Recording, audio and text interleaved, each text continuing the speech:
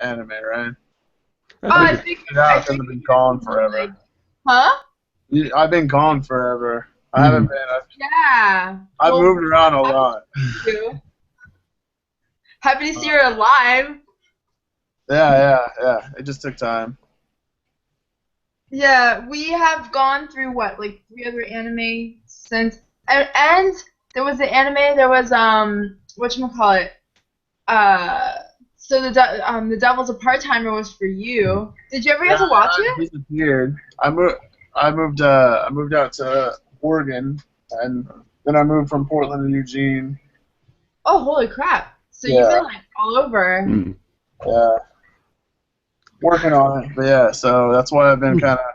Mhm. The thing is the reason I've been like in politics hangouts. No matter where I go, I can do politics, but I don't necessarily have the ability to watch Mhm. anime. So what are you guys watching now? We are watching Welcome to NHK, and I totally think it would be an anime that you would like. If you do get a chance, you should totally watch it, because Finally, on this Mac, huh?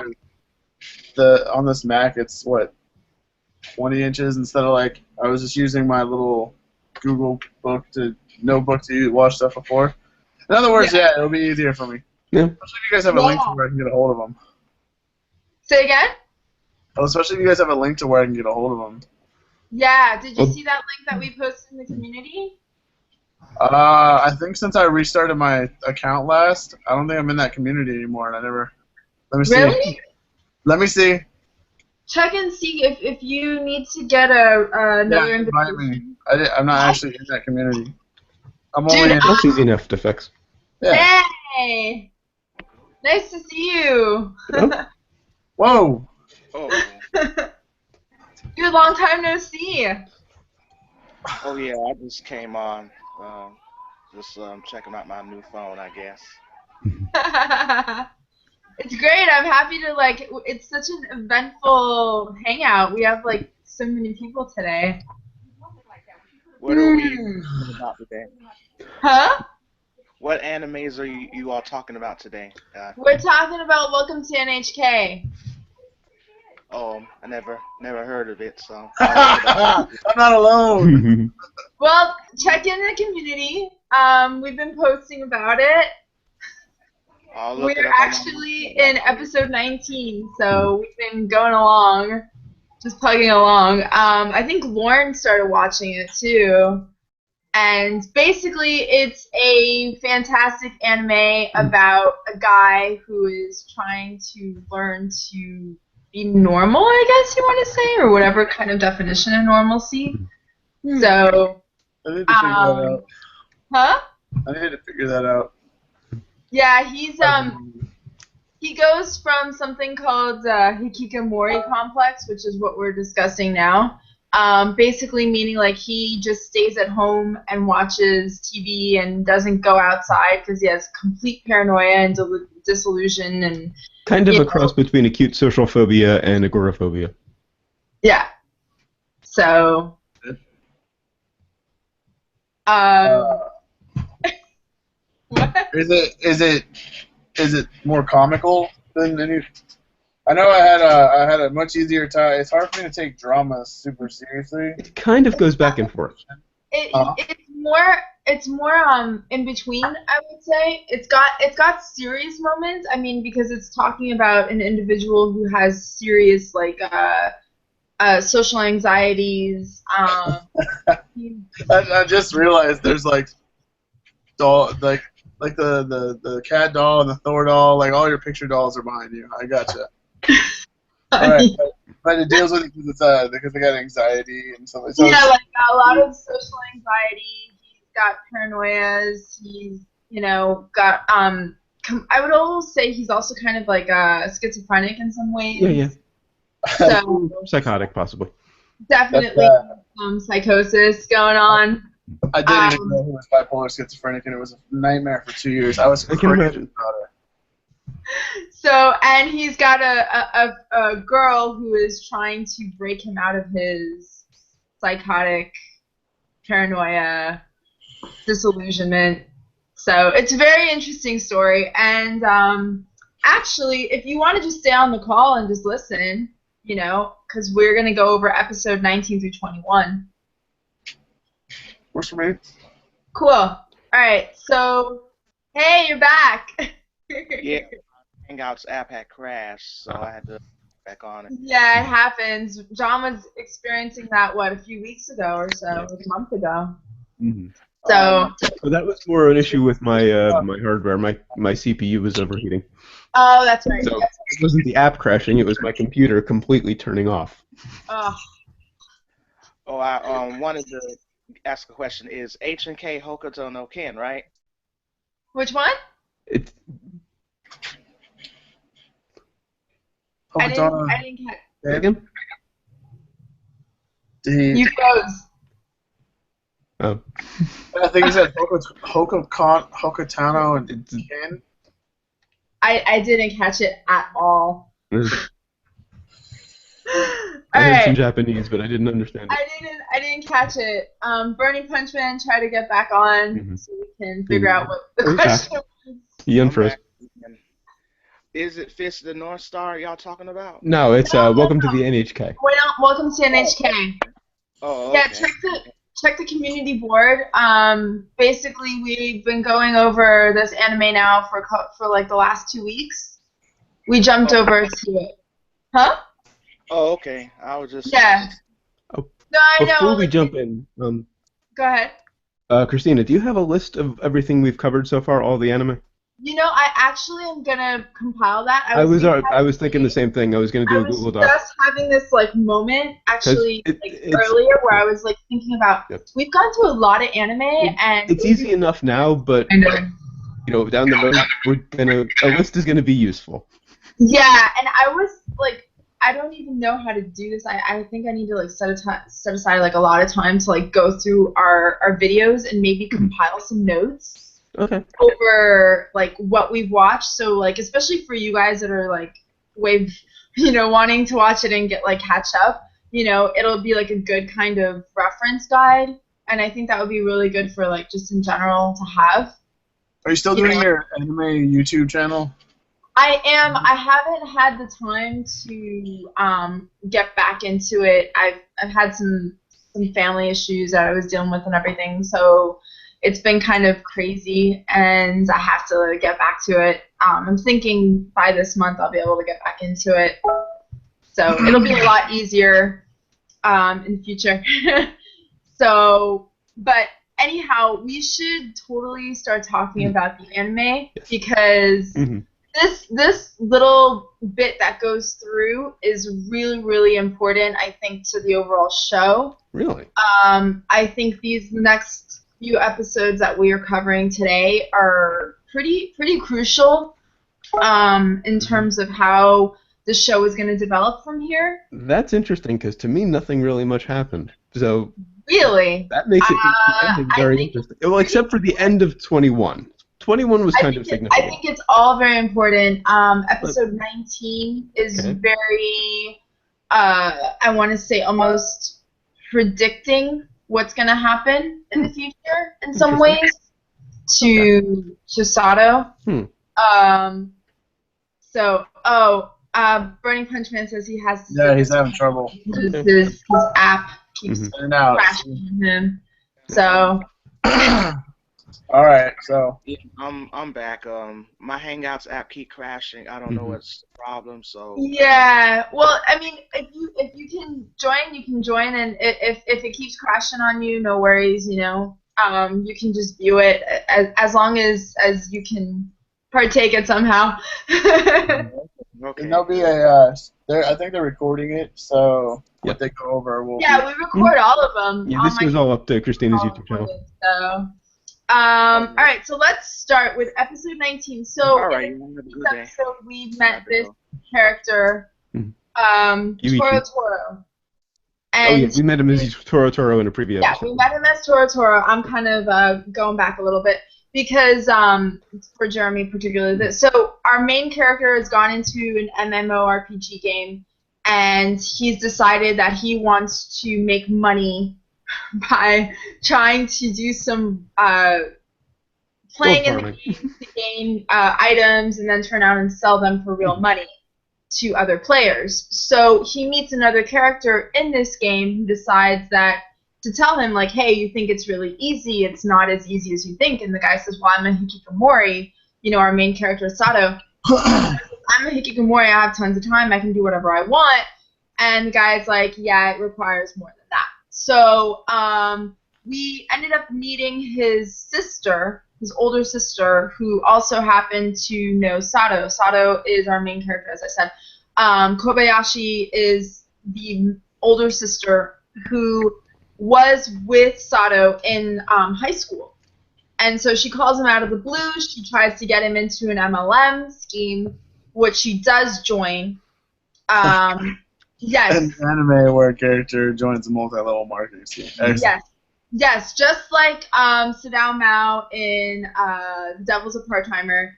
You know, MLMs tend to be something that we've gone through in the last couple of anime. So, long story short, Sato realizes that he's been duped because he's with his friends. He's with Yamazaki and this girl who keeps trying to get him out of his hikikomori state, Misaki tells him, we've got to get down into the cool-off period. Let's go back and figure this out.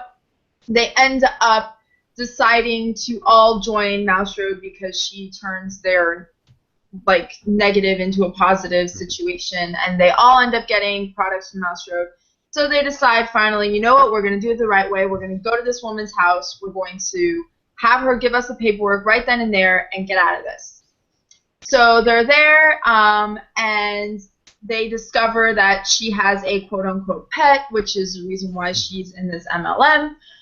And the pet ends up being her younger brother, who is a super hikikomori. He doesn't leave his house at all. He's a super neat, which means pretty much he's a non-functioning member of society. And his sister has He's to American. Huh? So he's American. Yeah. Continue. Sorry. Yeah, so that's pretty much where we're at. And we start off with episode 19, and Sato figures out that Megumi, which is Kobayashi, the older sister, her younger brother is Toro, which is the character that he discovered trying to kind of talk him out of doing RMT. And he realizes, huh? Talking about him doing it out of what? RMT, real money trading, gold farming. Oh, okay. Gold farming, yeah. Mm-hmm. So Sato realizes that Yuichi, which is his name, is an even bigger than hikikomori than he is. He really can't function at all. This is weird and kind of sad. Yeah, it is. It's actually kind of a happy Dark episode. comedy. Yeah, well, this is a dark comedy. This is definitely a dark comedy anime. Yeah. So, so he tells him basically, you know, what are you doing here? And then he flips out. Yuichi flips out. He calls his sister, and his sister's like, why did you go up there? I didn't let you go up there, you know. And his brother, Yuichi, is just like, I can't believe you let people in here. So, and Megumi, more or less in the fetal position on the floor, barely speaking. Yes. So, and Megumi says, well, you know what, now you see my tragedy, now you see my story. You know, I ended up having to pretty much take care of my brother because our father died. And when our father died, I had to figure out whatever job I could. You know, my brother was completely despondent. He wouldn't function, so now I have to take care of him. And she had all of these strings of bad jobs that she did in order to try to make them survive. And then she discovered this Mouse Road multi-level marketing company. Because, I mean, one thing that I wrote down was that it's really funny because when somebody joins an MLM, it's usually because they're in the most desperate, down on their luck situation. They need money desperately. Yeah, and people that kind of tend to join the get-rich-quick schemes or anything like that are people that don't have enough, I would say, confidence or fortitude in themselves to think that they can go and work hard and find something on their own, or they end up in just a very sad, desperate position. Well, that was really sad about those, especially in real life. I don't know about an anime, but in real life, is a lot of those people, a lot of the multi-level marketing people, the people who come into it with enough money to cover losses for a little while actually start to make some money. But the people who need it the most, they're the ones the people in the middle are making money off of. And exactly, that's exactly what's happening in the anime here. We discover Megumi is in a huge amount of debt, and she has a huge loan, quote unquote, from this company, and so she is in an even worse position now that Sato has decided to cool off and get out of the company. And so we get into her backstory. She'd moved in with her brother, not realizing he was a hikikomori. And then their father passed away, and which, of course, cut off their allowance, and so that's when they really needed the money desperately. And she was left the only one who could bring any money in, so hence the MLM. Right. Jeez. Terrible. That's impressive. It's pretty sad. But so we realize that Yuichi is just as disillusioned, if not more so, than Sato, in this whole idea of what his world is. You know, he decides that he doesn't want to partake at all in the real world. Like, there's no interest for him to be involved IRL, you know? Well, we find out eventually it's not so much lack of interest. It's a tremendous fear of change. Yeah, well, I was going to get to that later, but yeah. So when Yuichi is discovered, and they do all their paperwork and they get out. Megumi asks Sato, "Listen, my brother wants to talk to you one more time," and he talks to him. She said, "Oh, okay," and he's about to go upstairs. Like, no, not here. He wanted to talk to him in the MMORPG. And when he's there, he's telling Sato that, hey, listen, you know, I can't deal with change. You know, I after my father died, like, they wanted me to just move on, and I can't just do that. And it's like, if I change myself, what is my future going to be like? And I'm freaking out over that, and I can't get past the idea of the fact that there is change and that things are going to be different. And that's why I said that these next episodes are so important to the show, is because there's so much change that starts to happen. Oh, okay. To Sato. And because of that change, you start to see Sato also kind of mimicking in some ways Yuichi. That's how I saw it. That's why I said this part of the story is so important. So Sato is actually... And have you noticed is that every time Sato is put in a position where he has to kind of help other people, there's so much good that comes out of him. Like, he's trying to tell Yuichi, hey, you know, you gotta realize that the real world is out there, and you've got to part of it, and you can't stay in the online world forever, and all this stuff. And he's telling him this, and Yuichi calls him out. Yuichi's like, hey, you're kind of a hypocrite because you're a hikikomori. You're just as fucked up as I am, you know, pretty much. So for you to turn around and tell me what to do, isn't that kind of like the pot calling the kettle black? And Yuichi even tells him that he had to try to read like self-help books and all this stuff. He's read all of them, he says. Right, to make himself better. Yeah. But he, you know, it's the whole, you can lead the horse to water, but you can't make him drink.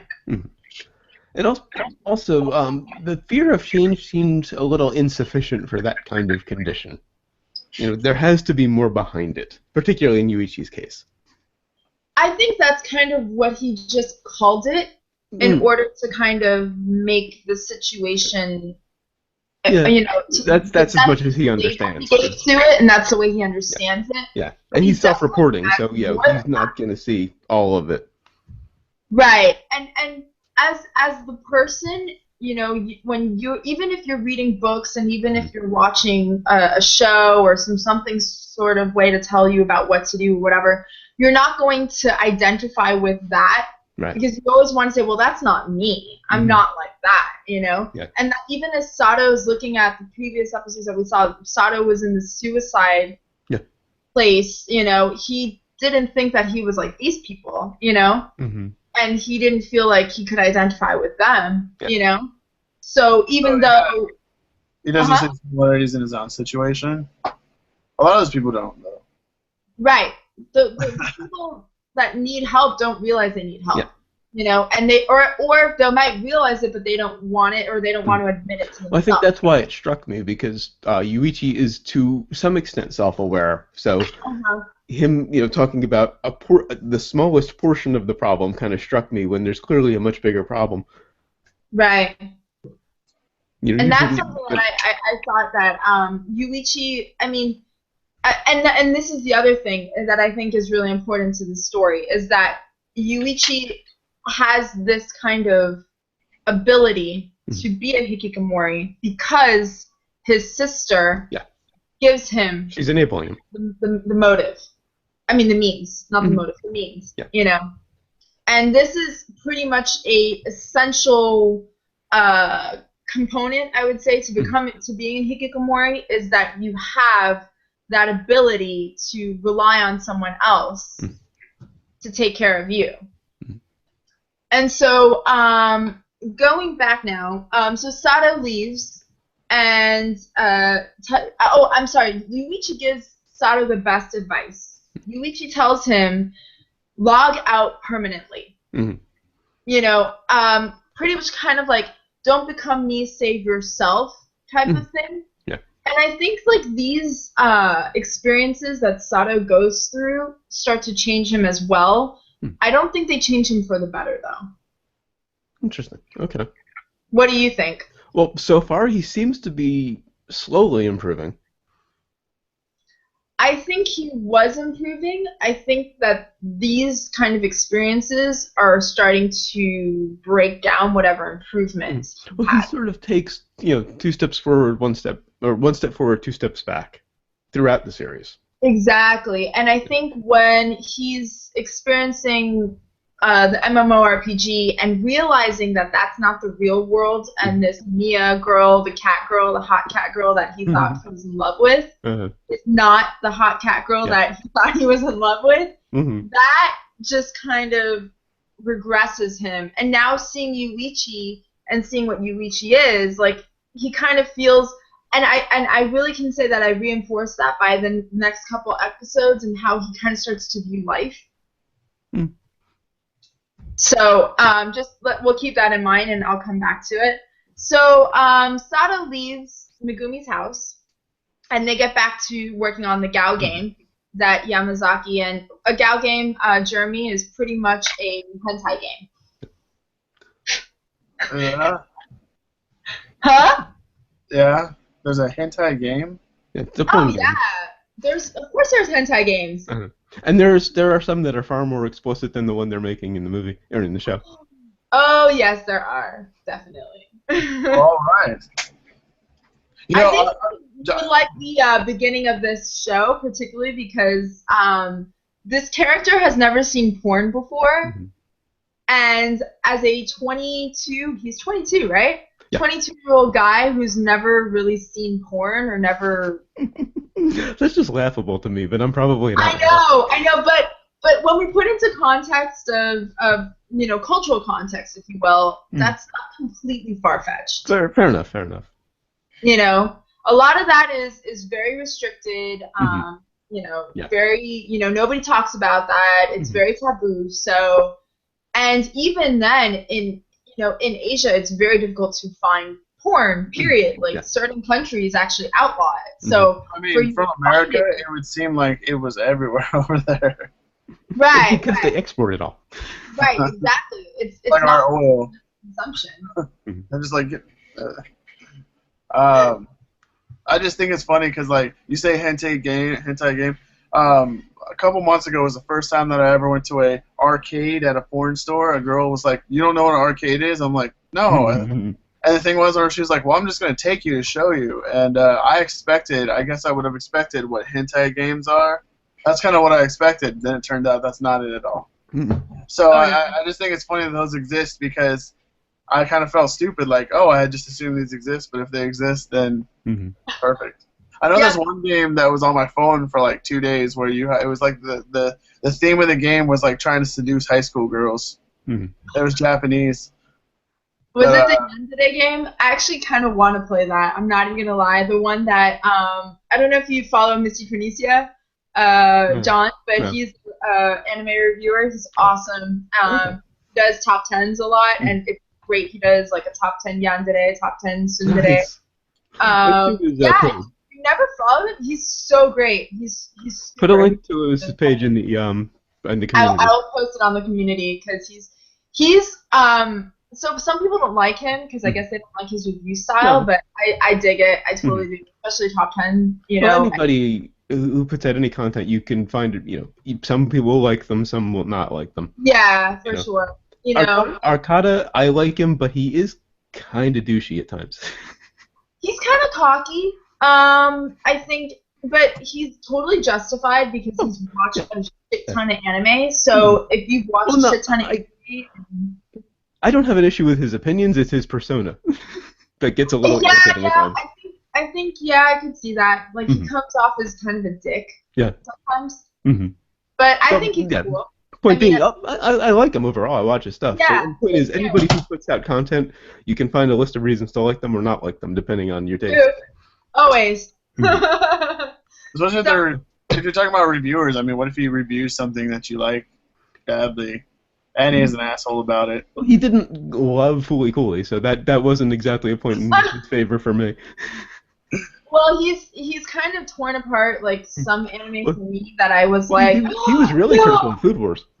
Oh yeah. Oh no. Like I was like, no, Arcana, you are wrong. Food Wars is fucking I cannot agree with you. And I was really upset about it. Like I was actually screaming at my screen. I'm not even kidding. Like. Because I was like, no, you need to keep watching it. It gets even better. It's not all about, like, boobs. But boobs are great. There's nothing wrong with boobs. Anyway, that's a total side note. Yeah. Okay. Anyway, back to NHK. Back to NHK. So they're going through this bonus scene. Yeah, they're going through this bonus scene that Yamazaki put together. Yes. Oh, my God. Yamazaki's face. So, okay. So they're going through the bonus scene, and it's like, Ray she's like, what do you want me to wear? And he's like, I want you to wear, like, your school swimsuit. And she's like, your school swimsuit? Okay, fine. So she's like, okay, if that's what you want, I'll wear that every time. Next time you come on, I'll be wearing this. And then Sato's like, that's so cool. And he's like, but how does this pertain to the story? And Yamazaki's like, hey, asshole, I've been waiting for you to create the story, and you haven't, and I'm freaking have nothing else to do. I've finished all the other shit that needs to be done, but you keep procrastinating, so I have to create something.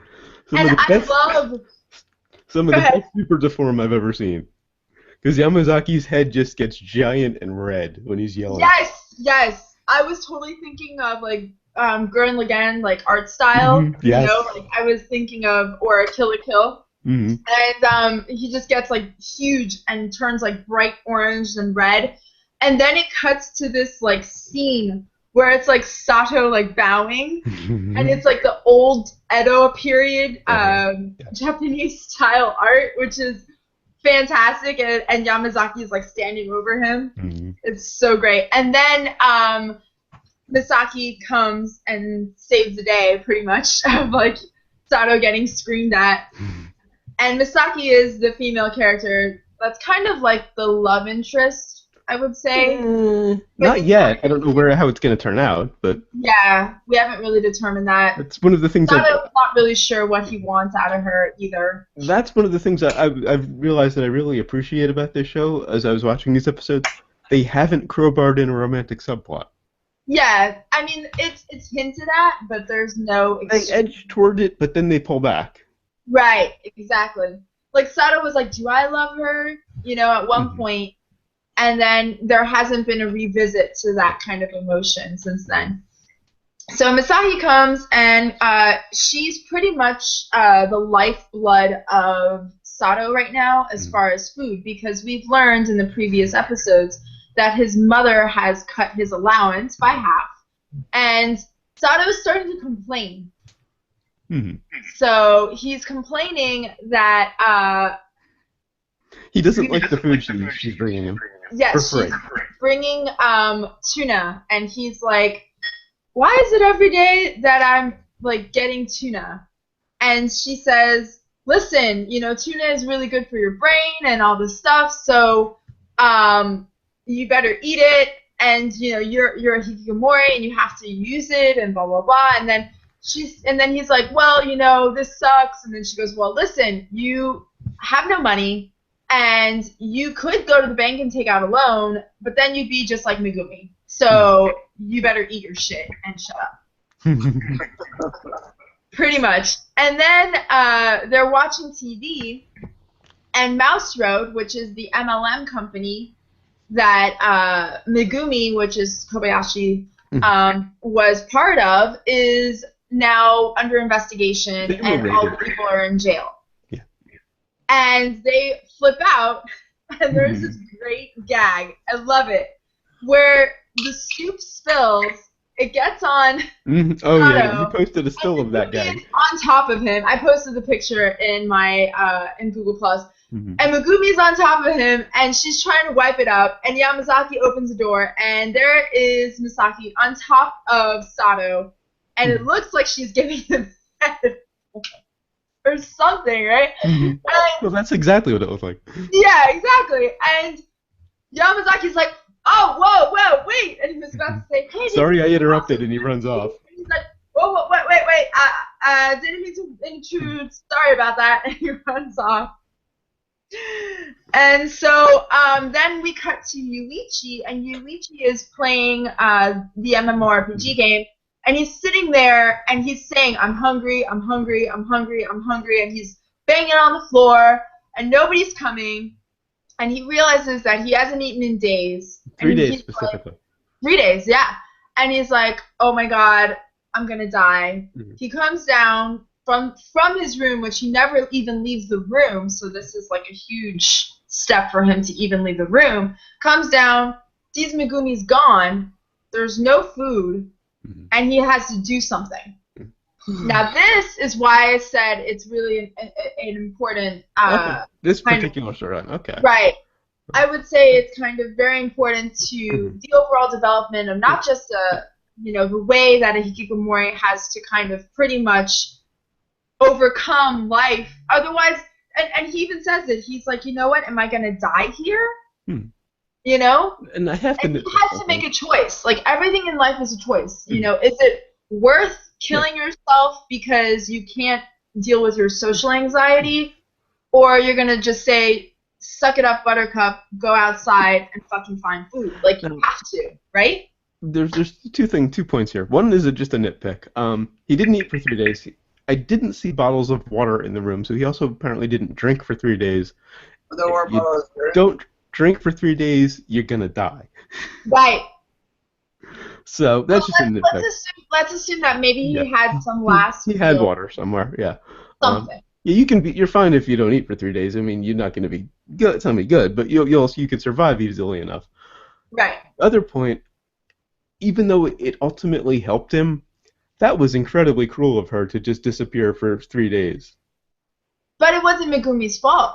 No, she just wandered off. She took a powder. No. She said in the next scene, it cuts to her, and she said she had some stuff she had to think about, and she just disappeared for 3 days. Oh, I was thinking something else. Oh, okay. Yeah, she just took a powder for 3 days.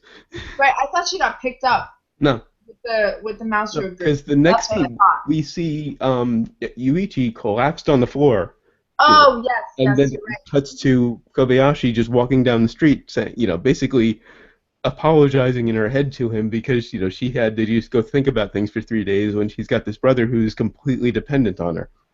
Well, it would be one thing if she said, I'm not doing this anymore, you're going to have to take care of yourself, and she was there just in case of an issue, but she was still forcing him to take care of himself.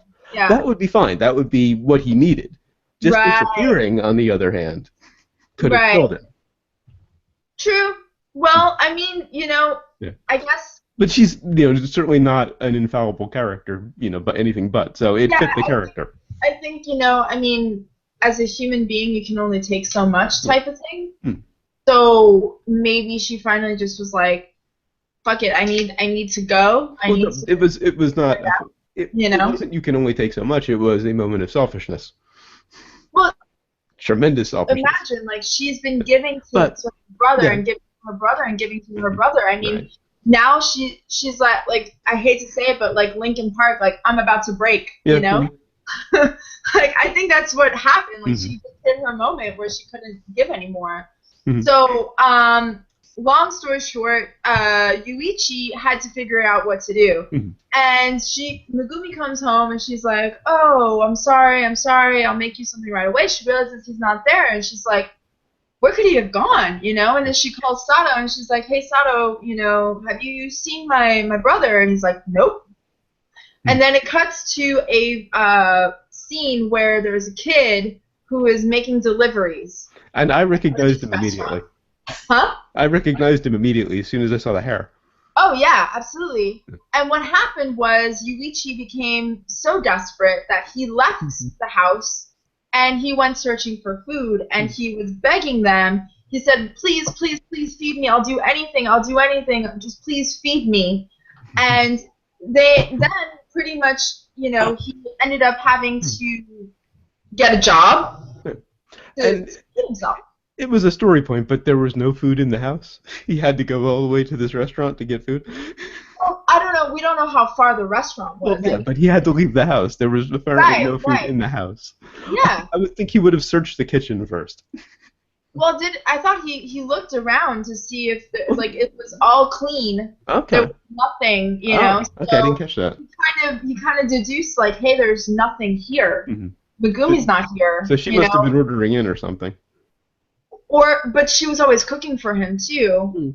So, he kind of saw like there was no pans out, so I mean, I don't think like if you're really that desperate, you're not going to really think about all the options you might have. You might just kind of glaze over, especially for him. Like, he hasn't left his room for how long, True. He might not even know where the fuck the fridge is.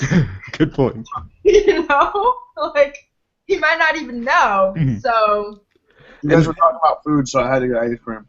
Nice. So he went out. Basically, why did she leave again? It was just kind of like a breaking point for her. Yeah, pretty much. She pretty much had a breaking point, pretty much. So, so now Yuichi, he's got to go, and I love what the owner of the restaurant said. He's like, you have a choice to either die. Or live, and there's nothing in between. And then he says, like, you got to do what you got to do, type of thing. Yeah. So, although 3 days was kind of quick to get a job, but... Yeah.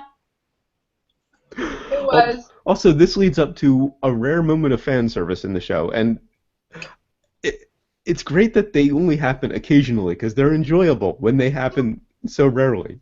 I'm so glad you said it, because I was like, oh my god, Kobayashi's boobs are huge. Well, there was also water, so he was in a bath, so refraction was a thing.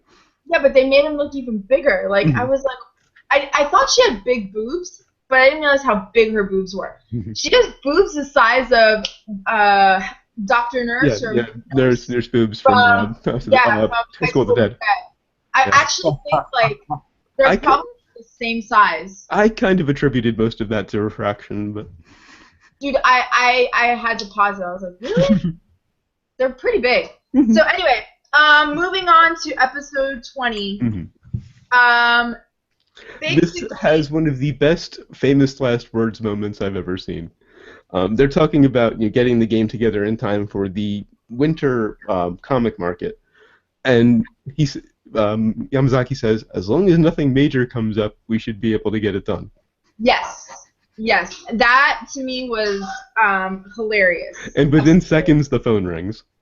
Yeah, and so this is kind of where I was going with saying how this is kind of important, like change and everything. Like this episode and the next episode really change everything up for Sato. Mm-hmm. You start to see things like really kind of taking a turn here. Well, because they disappear one of the characters. Right.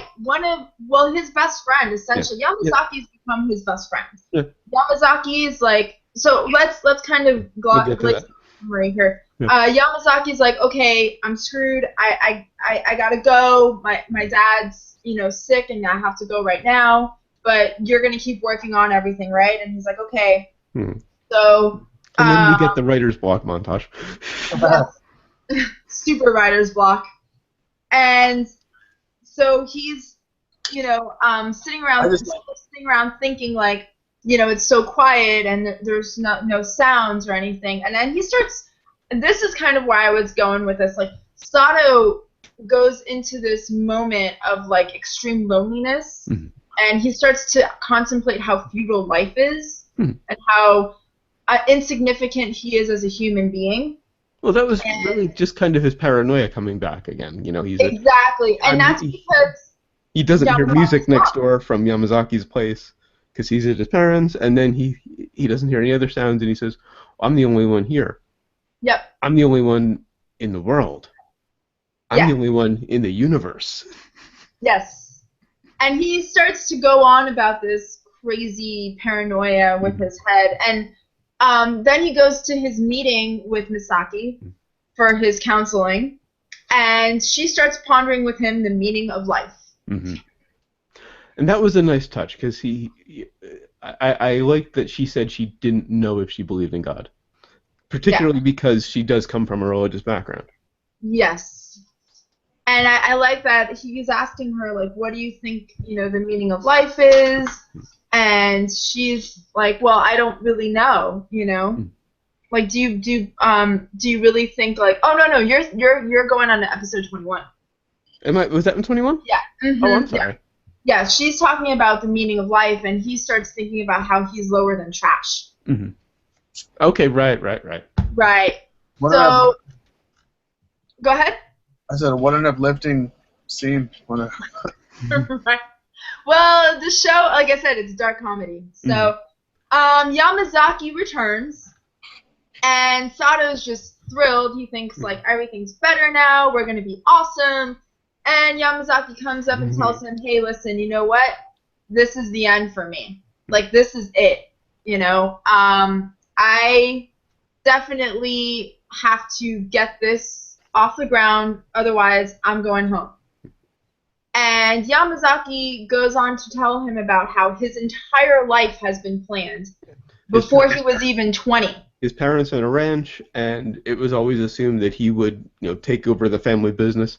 In fact, there's a flashback scene where he finds a life insurance policy that was taken out for him by his parents when he was 19.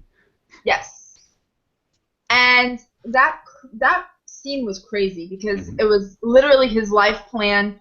Yeah. He goes to college. He comes to home. He married at 24. Kids at 27. By 27, then the other kid by 29. Then the first kids go to elementary school. Then the kid goes to high school. Then the kid goes to college. Then he gets to retire, and all the way up until his death, everything was planned, which is so. I was like, creepy. Part of me thought, that's horrible, and part of me was like, that's kind of comfortable.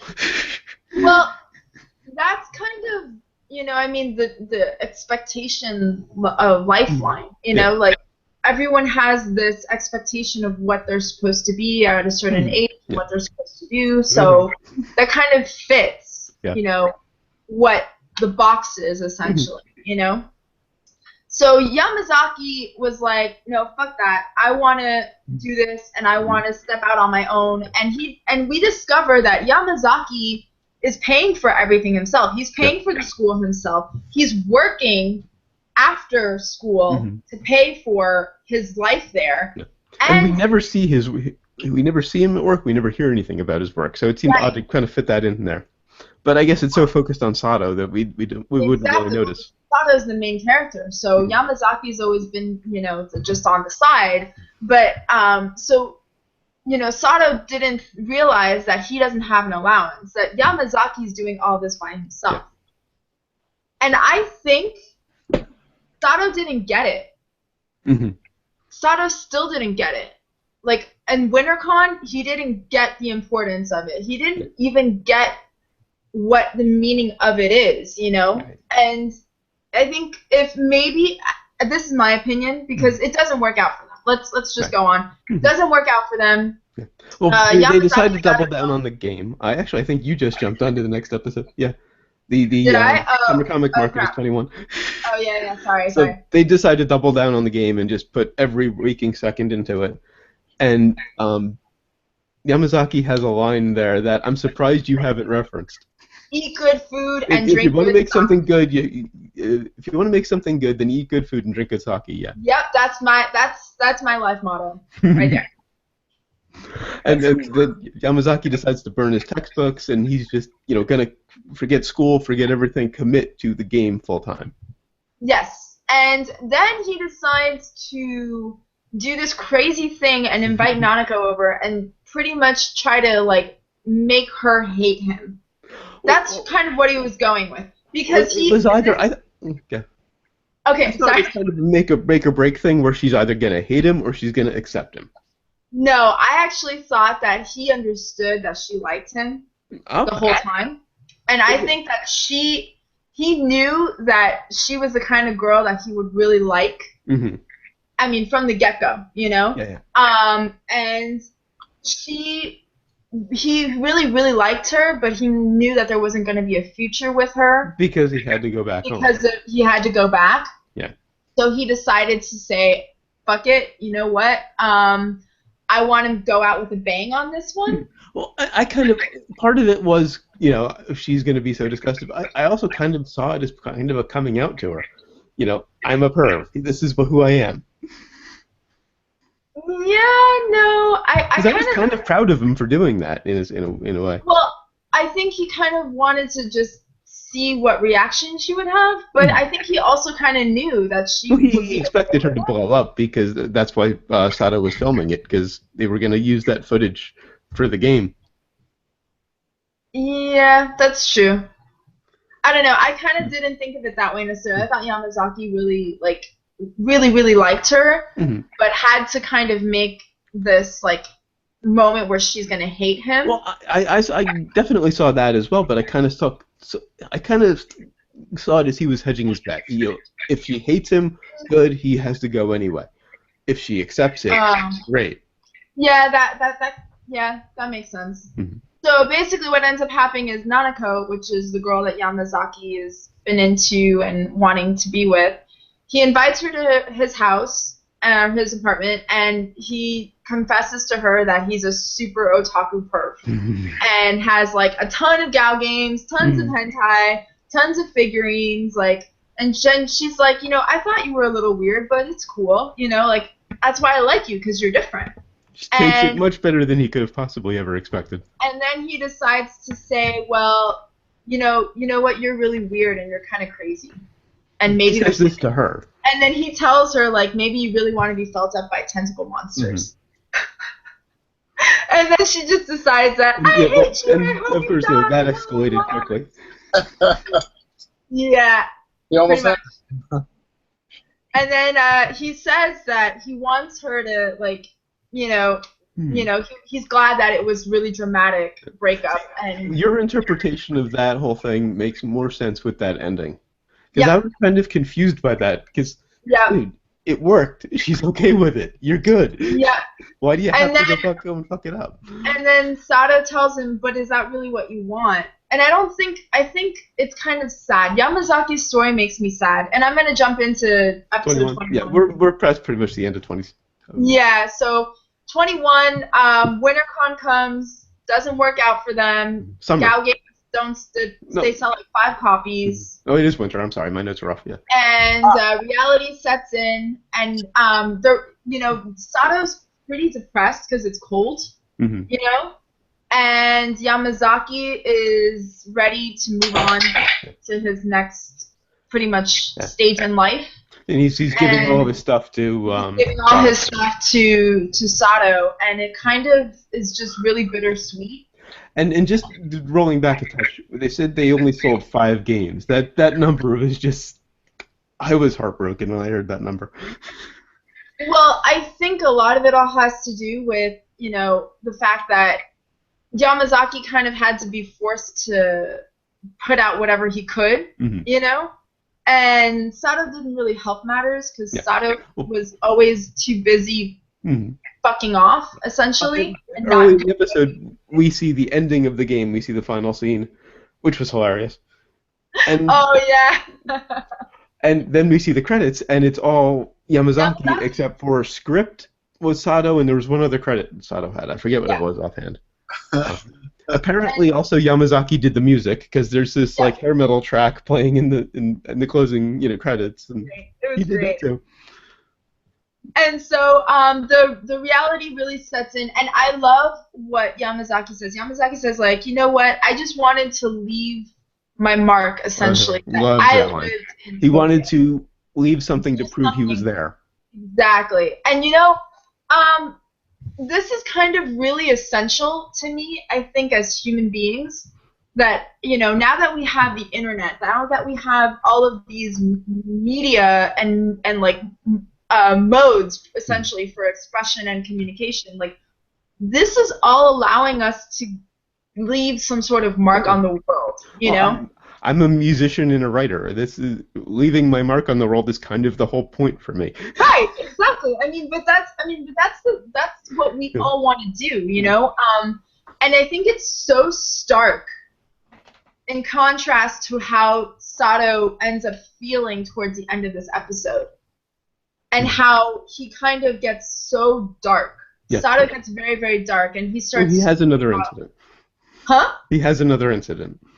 Right. Well, let's go. Yamazaki leaves. Yeah. Well, before that, they decide they're going to have this big bonfire on Yamazaki's last night in Tokyo. Yes. And it's snowing, so a snowball fight breaks out. That becomes very cathartic. Yeah, the snowball fight becomes very cathartic. They basically just air all of their grievances with each other via snowballs, and then it actually turns into a bit of a real scuffle. And the falling snow will bury our sorrows under a blanket of white. And that's what Sato says, but Yamazaki says, no, you know what? It's really not that dramatic. What it is we get a bunch of vague anxieties. I have the exact line, because I adore this line. All we get day after day are a bunch of fake anxieties that are never resolved. Yes. Love that line. That was fantastic. And so it kind of shows, like, Yamazaki's just accepting the situation, He can't really do anything anymore about it. He's always been the curmudgeon. Yeah, definitely. He's always been the one that life sucks, whatever. Yeah, and I think, like, at this point he kind of just goes, all right, well, you know what? What can I do? Pretty much my life is done here, but at least I did something. At least I made something, and it's there, and you can say that I did this, So, Yamazaki leaves. He leaves all of his stuff to Sato. And there's a music cue after he leaves that goes on way too long. I love what he tells him. He says, don't let the world beat you down. And the song that goes on, it says, like, I like the lyrics, you leave some things behind, but lose nothing. I thought it was really nice. It just went on too long for me. It almost became a montage. This comes up regularly on my podcast. I do a movie review podcast. Montages that much. I despise montages. I just think it's too, like, they get so dramatic. Oh my God, so much drama. That went on way too long for me because it was effectively just a montage. It is. It was. It was just like, look at how sad my world is without you. Wah, wah. Yeah. Okay, we get it. So, now Sato looks at the game and he's like, you know what? I feel sorry for the people that actually bought this game. Yeah, he admits that it kind of sucks as a game. And, then he says, this is the end after all. And so Sato goes into his deep, dark world of illusions. He starts to really think about how he's the only person in the entire universe. Oh, this and is the I'm alone in the universe moment. Okay. That he's a god, and that he's some sort of cosmic warrior, and he's supposed to change the world somehow. And he's like, but I'm in control of this. I can bring Yamazaki back. And he starts saying, Yamazaki, come back to me, the house, come back. And then Pura-Purin's like, yeah, no, he's not coming back, is he? Nope, he's not coming back. And so this life-size action figure, effectively, that Yamazaki gave him, is the one telling him this. And he pretty much just is resolved to realize that this is it. That's the end. Mm-hmm. And the art style changes. I don't know if you noticed, but there was like a significant change. Huh. It becomes that like kind of Kill la Kill style again, a little bit. A more simplistic style. Yeah. Mm-hmm. And he kind of gives up. Mm-hmm. Yeah. Effectively, what ends up happening is he starts to think about the futility of life. Yeah. And he starts to think about how there's nothing worth it. Life is just insignificant and there's no reason to it. So why do we try? Right. And that's why I say it's a stark contrast to Yamazaki. Because Yamazaki's like, you know what? Fuck, at least I put something out there. And even if it sucks, at least I did it. And I put a mark out there and I proved that I was here. And in the complete opposite, Sato is like, I have no reason to live. So we're going into the new year. It's New Year's Eve, and his mom, Sato's mom, sends oranges and rice cakes and says, like, hey, you know what? I hope this year is better for you. At least think about what they're supposed to mean before you devour them. Exactly. And he goes on and he starts to think about his existence more, and then he meets Misaki, and this is the moment where he asks if she believes. Where he asks Misaki, like, "Hey, do you think that God exists?" Mm-hmm. And she says, "I don't know." She says she doesn't know. La la la. And then she gives him a final exam. Yes, the final exam, which is pretty much to kind of say like you are cured as a hikikomori, which is to go to the shrine. Mm-hmm. And it's a huge, pretty much, event where everybody goes, and there's tons and tons and tons and tons of people. Yeah. So a hikikomori would never be caught dead going to this event. Let me tell you something. I don't think I would have gone to that event. It's too many people. I don't like that many people. Actually, on New Year's Eve in Key West, it totally freaks me out because it's way too many people and it's really uncomfortable. So I actually have now found a spot that it's great. There's not that many people. It's mostly locals. I like it. So that's crazy. Just being honest, like I used to be big. Like I used to put on electronic shows whenever I was like 16, 18. I toured the company. We put on outdoor shows, big up on stage, all that. Nowadays, not so much. So I understand. Yeah, it's pretty. Like I could feel Sato's anxiety when he was there with all the people. Like I felt that. I was like, dude, I couldn't be there. Props to you for being there. I live about a half hour, 45 minutes away from Seaside Heights, which is a bit of a tourist trap. The MTV Beach House was there for one summer back in the day. So yeah, that got real interesting for a year. Yeah, no thanks. Thanks, but no thanks. So anyway, she gives him this assignment to go to the shrine on New Year's. And he goes with Misaki. Yeah, they're walking together and they get separated. And that's the worst. That's the worst feeling for anybody, I think in general, but also especially somebody who has like social anxiety. Like that is the worst feeling, to be separated and just be like, what do I do now? And you see Sato's face. It kind of reminded me of a kid getting separated from their parents, almost. That's exactly where I was going with it. I felt like Sato was the little toddler that was just like totally freaking out, like seeing all these like faces and thinking all these like crazy things, and then he ends up running into. Oh, he has another breakdown like he did in Yamazaki's school in the middle of the season, in basically sitting in the fetal position, and up walks Hitomi. Bingo. And that's pretty much where it leaves off. Mm-hmm. Big cliffhanger. All right. So now that we've gone through that, anything else to add before we wrap up here? As of today, I just started checking off a big item on my anime list of shame. You know, the anime that I should have seen by now but haven't. Watched the first episode of Death Note. Wow. All right. I really want to hear how you think of Death Note because Again, I'm only one episode in. yeah, like but I'm intrigued. I have my own opinions of it, but once you get past a crucial moment, I really want to know. So far, I'm intrigued. I was expecting much more by the numbers sort of shonen, but I like the moral ambiguity. Nice. Light is kind of evil, which was unexpected. Really? Yeah. Actually, yeah, especially in the beginning. Yeah, absolutely. Well, first episode again. You know, he's trying to be good, but he's actually kind of evil. And the god of death, I can't think of his name. Ryuk points that out to him, and I love that exchange at the end of the episode with the two of them. Basically saying, you're turning into me. Yeah. There was a weird time jump. Well, there's a big time jump where you get that when he wrote down all the names, he puts down 2 names, and then suddenly they jump forward and the notebook's practically full. But they go back and explain that. Right. There's another time jump where, and I think this might have just been a continuity issue. His mother comes up and gives him the apples. And immediately they're over on the desk next to Ryuk. Oh, I don't. Probably just a little continuity error. Yeah.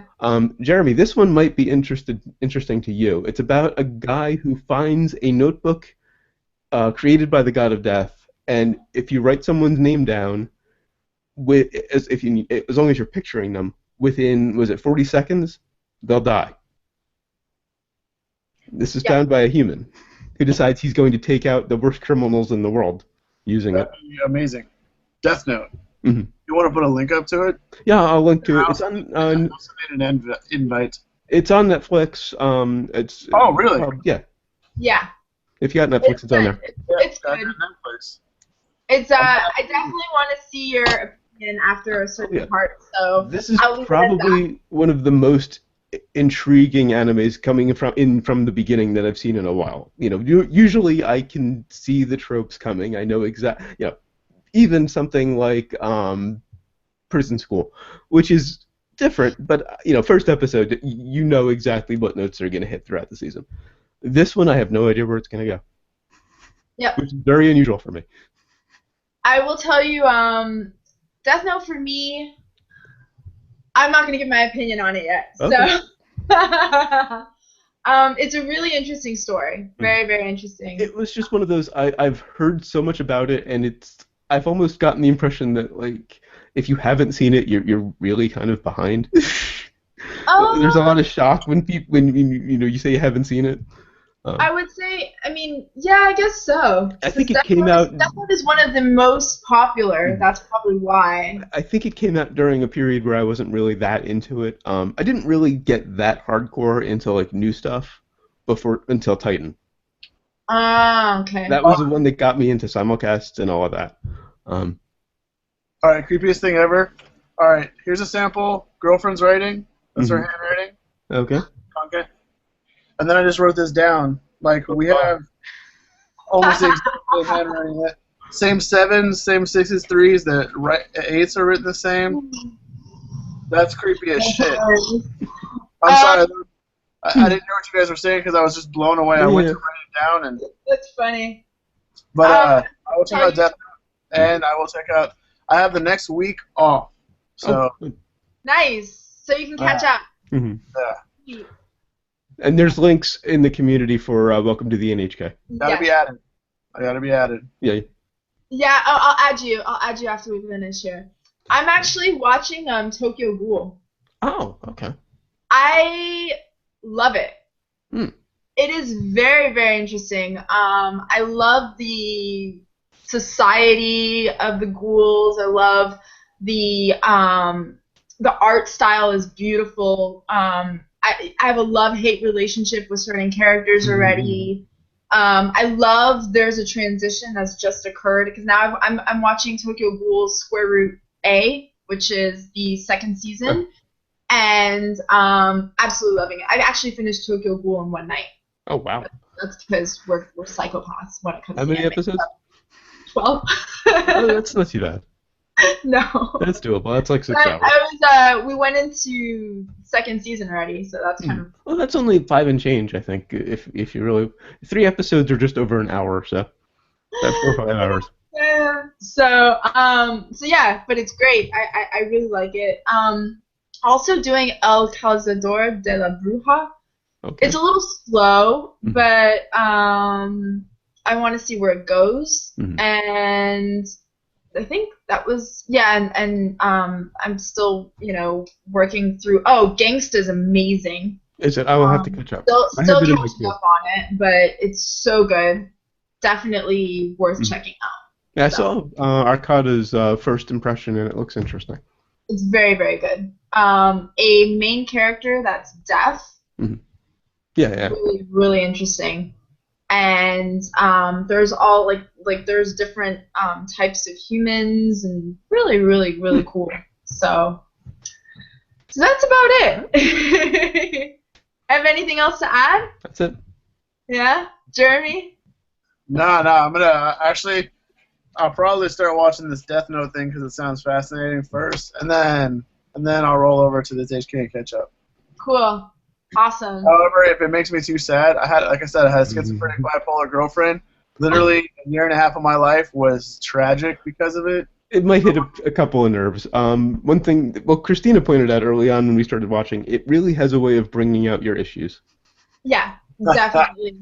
It definitely does. It's very self-reflective anime. Like the anime makes you sit and think like, how do I relate to this? How can I change it? Type of thing. Like it's interesting because the first time I watched it, I remember I was like really blown away with it.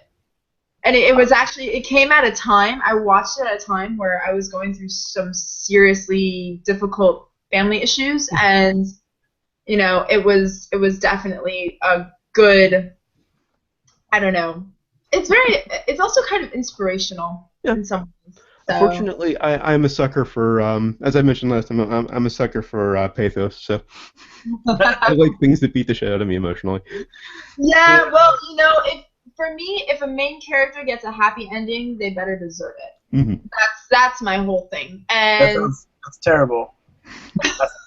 I would love for a main character to just one movie. I'd watch the whole thing just to watch, or one show, just the whole thing. Like everything perfect happens to this guy. That's just the name of it. It's like, oh, won the lottery again. Did you watch? Did you finish up The Devil's a Part-Timer? You got it. No, I have it on my phone still, downloaded. Yeah, you got to do that. It's on Netflix. It's on Netflix. I think it is on Netflix. It was when we reviewed it. I don't know if it's still there. Check it out. Yeah, I'll check that out. I got apparently a lot of TV to watch. Luckily, I'm on my last 3 episodes of Copper, which is a TV show. Okay. It was a BBC show. It was really good. 1850s New York. Oh. So anyway, BBC show set in 50s New York. That could be interesting. Wow, 1850s New York. Like Gangs of New York. You should share that. It sounds interesting. I'll share it. There's only 2 seasons, so once it's done, it's done. But yeah. Cool. All right, but I'll share that and I'll start watching Death Note. Like I said, I only have like 2 or 3 more episodes of that show, and I'm done. Awesome. Perfect. All right, guys. Well, have a great weekend. Probably Tuesday. I'll let you know. We'll post in the community. Also, you need to put up the poll for the next anime soon. Yes. This is the last of Tuesday's going to be the end of NHK. Yeah. I'll do that this weekend. All right. Guys. I'll see you guys next time. Have a good night. Bye. Oh, happy that holiday that's coming up. Happy Labor Day. Likewise, yes. There it is. All right. Bye.